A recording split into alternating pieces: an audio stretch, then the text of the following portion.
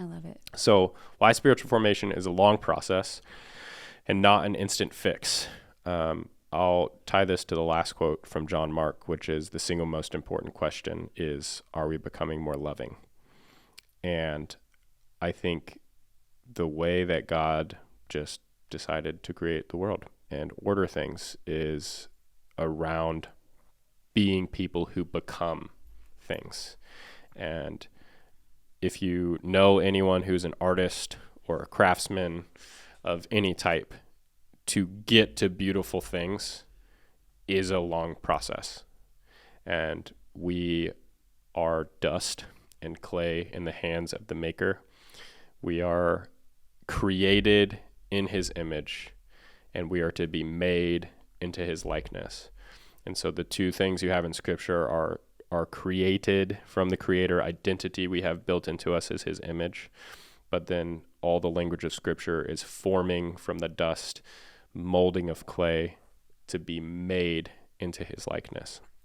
And I think that there's something about beautiful things being made that require a lot of work and love. I don't think it's possible to make something that is good without the intentionality of love. And because love is intentional. The biblically defined love is intentional. And so when you think about your own life, when you think about the process of, we'll just use the simple example of like raising kids. Your kids, how the process by which you are a parent in your relationship to a child over a lifetime, loving them changes you and changes them as they're growing and as you're going through things. It's like you start out with a form of love, but that love only expands over time. And it's the same thing in our relationships in general. But that parenting relationship is unique because you have a child and there's like a love just like starts to exist that literally didn't exist 2 seconds ago. And you watch that love grow in a unique way as you're giving yourself for the sake of another and at a time when they can't give anything back to you.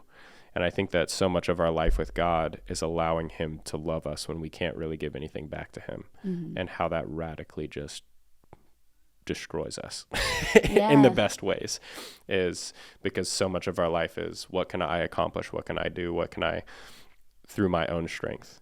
And when you really start to follow Jesus, it's like every time I hang out with older followers of Jesus that just talk, I'm like, man, I don't know anything. Like I'm sitting in my dad's class and my mom and dad are like just talking about marriage and parenting and the generational purposes of God. And I'm like, man, I don't know anything. I felt that in Matt's class. We're the same age. I was like, what? And I know it's not true. Like, I know a lot, and people tell me I know a lot all the time. And I know I dedicate myself to that, but there's something about the process of, spiritual formation being long that's beautiful. And that requires intergenerational relationships to make more beautiful things. And so I don't even know if that fully answered it, but that's just what my heart has been in this season, is like living liturgies of life and becoming a person of love is allowing God to love you when you don't feel lovable, allowing others to love you when you don't feel lovable, allowing yourself to love others when they're not lovable. Like all of that is just so transformative in our lives. And it's how Jesus has just designed things to be. So your reputation and even authority are like not your responsibility. The primary responsibility is obedience. And I feel like 1 John is probably the best deep dive into like, I'm literally just asking you to love, like please.